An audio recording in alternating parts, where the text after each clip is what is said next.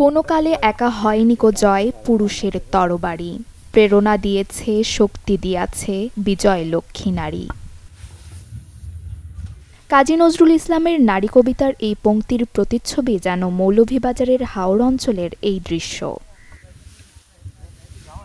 পুরুষের কাঁধে কাঁধ মিলিয়ে চলছে হাওরের নারীদের ধান ঘরে তোলার কর্মযজ্ঞ। কেউ মেশিনে ধান মাড়াইয়ে ব্যস্ত, কেউ ধান খড় আলাদা করে শুকানোর কাজে, কেউ আবার পরম যত্নে সিদ্ধ করছেন ধান। তো ধান টান মারা দেওয়ারাম, এরপরে রই দিয়া শুকাইয়া বাড়িতে নেরাম। পুরুষের তো বহু কষ্ট করে, আমরা মহিলা হলেও কষ্ট করি।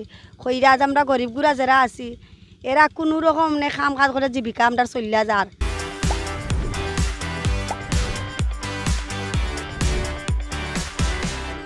সংসারের যাবতীয় কাজ সেরে দুপুরের খাবার নিয়ে হাওরের উঁচু স্থানে চলে যান এই অঞ্চলের নারীরা।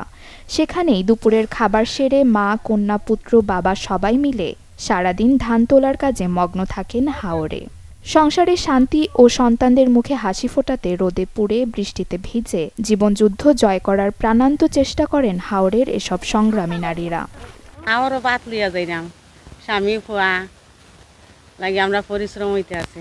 অনেক সময় দেখা যায় ধান সিদ্ধ দিছি, হয়তো রোদের কারণে বৃষ্টির কারণে ধান পচি যারগি, ধান নষ্ট হয়ে যারগি, আমরা তুলতে পারি না। বড় মৌসুমের 1 মাস কাজে ব্যস্ত থাকলেও বাকি 11 মাস বেকার থাকেন এসব কর্মঠ নারীরা। এই সময়টাতে প্রশিক্ষণের মাধ্যমে অন্যান্য কাজে দক্ষ করে তুলতে পারলে তৈরি হবে বিকল্প আয়ের পথ, এমনটাই মনে করছেন এই নারীরা। 1 মাস আমরা কাজ করি, কৃষি কাজ করি, ধান টান তুলি, আর তো বাকি 11 মাস আমরা বেকাজ হই থাকি, কাজ নাই।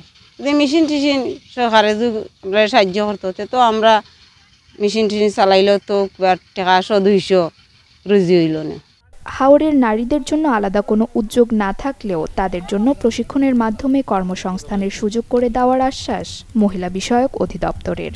যদি হাওরের নারীরা আসে ট্রেনিং নিতে পারবে, ওরা আপ ডাউনে প্রতিদিন 100 টাকা করে পাবে, ওদের যাতায়াত খরচ হয়ে গেল। ট্রেনিংটা পাওয়ার পর প্রয়োজন হলে নারীদের জন্য যে পুঁজিটা রাখা আছে আমাদের ক্ষুদ্র ঋণ আত্মকর্মসংস্থানের জন্য, সেখানে আমরা পুঁজিও দিলাম, ট্রেনিং দিলাম, পুঁজি দিলাম, তাহলে তো ওদের আর সমস্যা নেই। আবার প্রোডাক্ট বিক্রি করার একটা ব্যবস্থা নিলাম, তাহলে কী হবে, আমার নারীরা উৎসাহিত হবে, 10 জনকে দেখে আরও 10 জন আসবে। হাওরের মানুষ বড় ফসলের উপর নির্ভরশীল।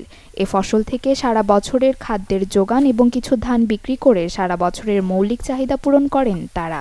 তবে ফসল হানি হলে খেয়ে না খেয়ে অনাহারে অর্ধাহারে ঋণ করে চলতে হয় তাদের। Desk report, channel 24।